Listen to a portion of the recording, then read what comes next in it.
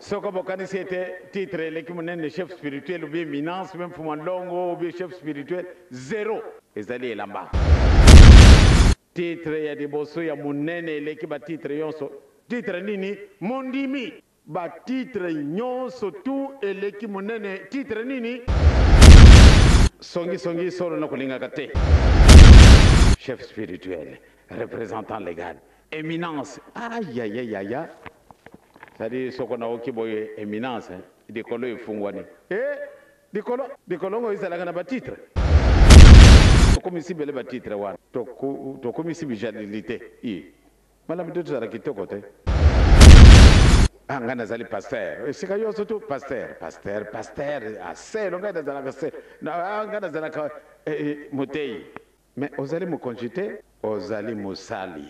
papa mfuma longo azali musali nakulala butute nakulala moite il faut na loka ko tala ba pate papa simo kimba il faut na bondela mfe mokili